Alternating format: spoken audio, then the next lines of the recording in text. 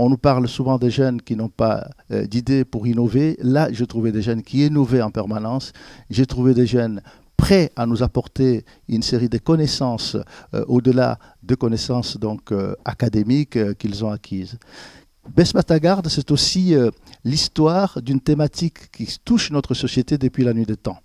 C'est l'histoire où chacun peut choisir librement sa façon d'aimer, chacun peut choisir librement l'amour qu'il peut porter à quelqu'un d'autre.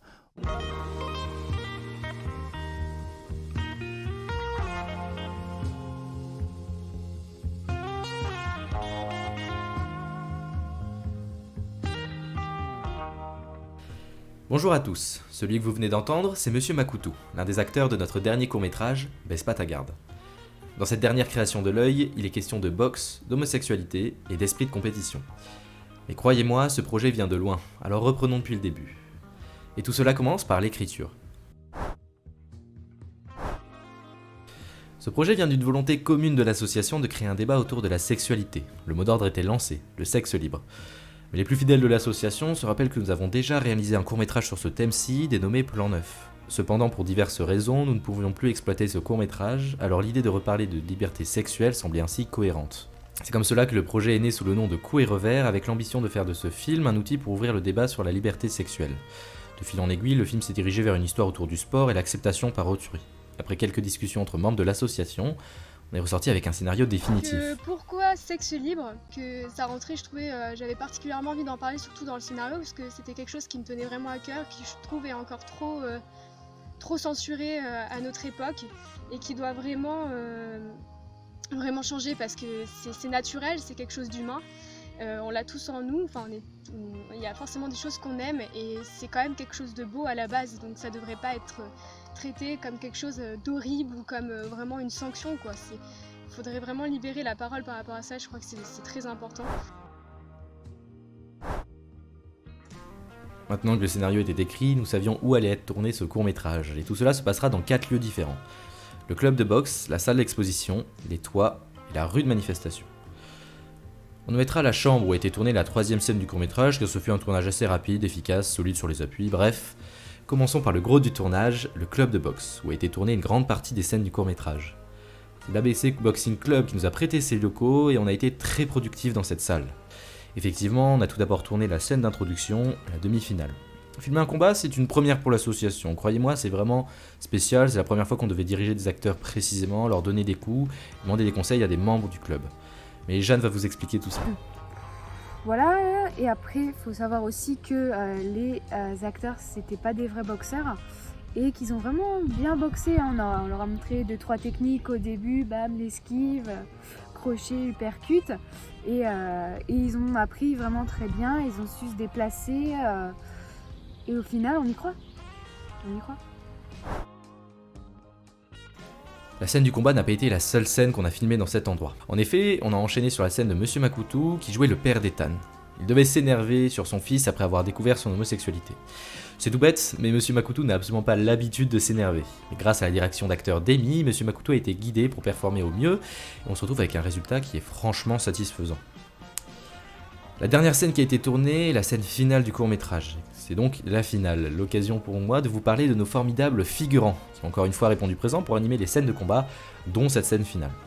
Ils ont su rentrer dans la peau d'un public endiablé face à un combat de boxe, et avec tout leur engouement, on se retrouve avec une scène qui est véritablement crédible.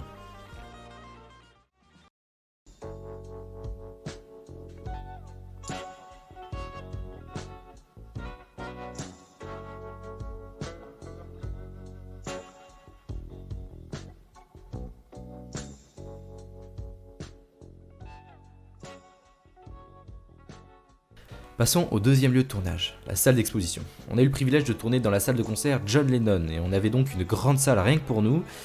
Il s'agissait maintenant de la remplir. Pour cela, Amy a mis la main à la pâte et nous a confectionné une bonne dizaine d'œuvres d'art autour du thème de l'exposition, et donc le thème du court-métrage, le sexe libre.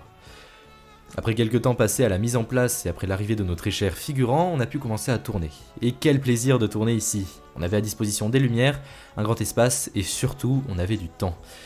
C'était vraiment un tournage sympathique et au bout d'une grosse demi-journée, on est reparti avec tout ce qu'il nous fallait pour réaliser notre court-métrage. Troisième lieu, et sans doute mon préféré, ce sont les toits. Grâce au contact d'Amy, on a pu trouver un appartement avec une terrasse gigantesque. Je dis terrasse, mais le terme de toit est vraiment plus adapté car la dite terrasse couvrait l'entièreté de l'immeuble. De ce fait, tout était parfait pour tourner dans de bonnes conditions. Même si ce tournage s'est fait fin avril, c'était pile dans la période où la France s'est pris une vague de chaleur.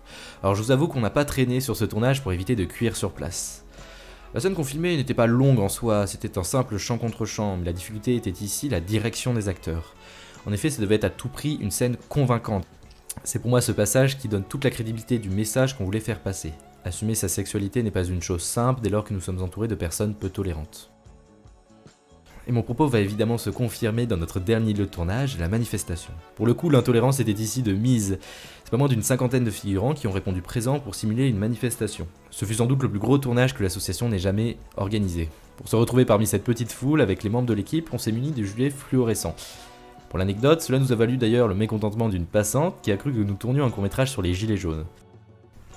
Enfin bref, nous avions toute une rue pour filmer notre manifestation qui mine de rien se composait de beaucoup de petites scènes. Et oui, il nous a bien fallu plusieurs heures pour en venir à bout.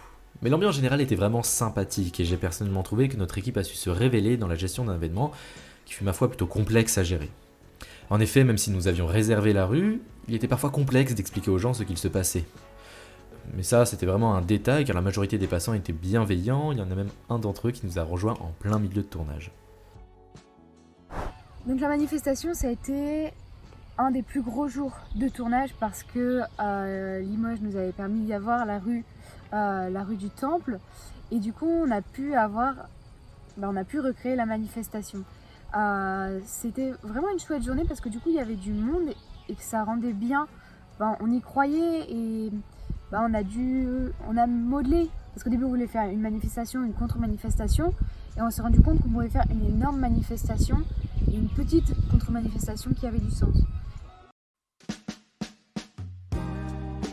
Voilà, on a fait le tour des principaux lieux de tournage de Bespatagarde. Mais pour une fois, j'aimerais vous parler de tout ce qui se passe en post-production. Pour ce court-métrage, nous avons tenté de nouvelles choses pour améliorer notre rendu. Et c'est Robin qui va vous expliquer tout ça. Pour ce court-métrage, on voulait faire un montage beaucoup plus dynamique. Le film a été tourné entièrement à l'épaule avec des plans qui s'enchaînent beaucoup plus rapidement. On voulait que ça représente pas mal le monde de la boxe avec quelque chose d'assez saccadé. Le film a été aussi tourné entièrement en 4K, donc forcément on a gagné en qualité d'image, même si forcément le montage est beaucoup plus long ensuite vu que les vidéos sont beaucoup plus lourdes. C'est aussi la toute première fois où toutes les couleurs ont été créées ensuite en post-production pour avoir une image beaucoup plus riche et beaucoup plus naturelle. Pour ce qui est des musiques, Nestor a pris un thème qu'il a remanié avec plusieurs instruments pour pouvoir le remettre ensuite dans plusieurs scènes dans le court-métrage.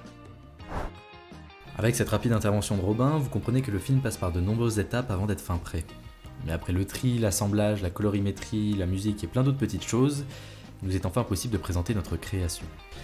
Et finalement, quand on regarde cette petite vidéo, on se rend compte que ce qui devait être un petit projet intermédiaire avant le moyen métrage s'est transformé en véritable court métrage qui n'a pas à rougir des comparaisons avec nos autres réalisations.